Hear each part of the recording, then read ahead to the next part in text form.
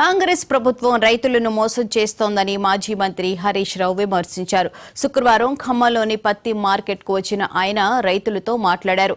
వారి ఇబ్బందులను అడిగి తెలుసుకున్నారు. రైతు బంధు వేయడం లేదని, పెట్టుబడికి కష్టంగా మారుతుందని రైతులు ఆవేదన వ్యక్తం చేశారు. ఫార్మా కంపెనీల పేరుతో రైతుల భూములు లాక్కోవడాన్ని తీవ్రంగా ఖండిస్తున్నామని హరీష్ రావు అన్నారు.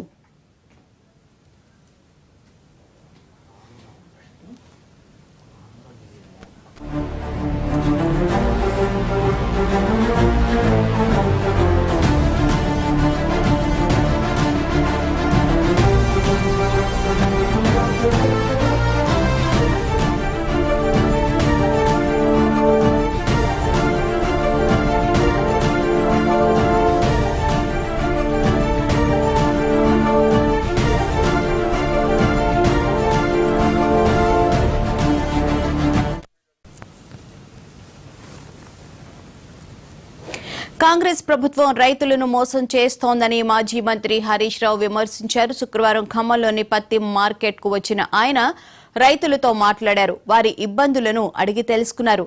రైతు బంధు వేయడం లేదని, పెట్టుబడికి కష్టంగా మారుతుందని రైతులు ఆవేదన వ్యక్తం చేశారు.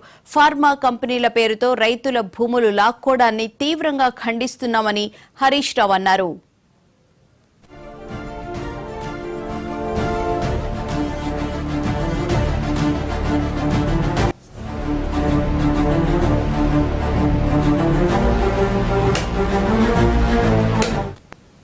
డిక్లరేషన్ లో చెప్పిన ఏ ఒక్క హామీ కూడా అమలు చేయని party Congress party.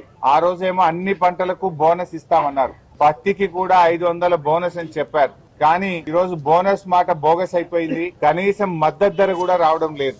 Market yard లో ఇప్పటిదాకా మార్కెట్ సెక్రటరీ గారిని కలిస్తే ఆయన ఇచ్చిన పేపర్ లోనే ఇప్పటి వరకు ఏ ఒక్క రోజు కూడా ఈ మార్కెట్ లో మద్దతు ధర రాలేదు. మార్కెట్ సెక్రటరీ గారు ఇచ్చిన పేపర్ ఇది, నేనేమి తేలేదు ఈ పేపర్.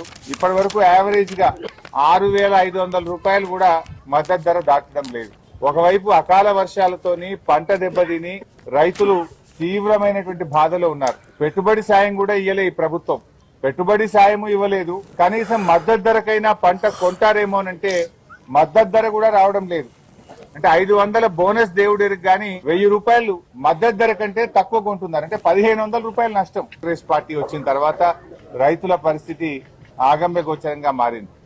వరంగల్ రైతు డిక్లరేషన్ లో చెప్పిన ఏ ఒక్క హామీ కూడా అమలు చేయని పార్టీ కాంగ్రెస్ పార్టీ. ఆ రోజేమో అన్ని పంటలకు బోనస్ ఇస్తామన్నారు. పత్తికి కూడా 500 బోనస్ అని చెప్పారు.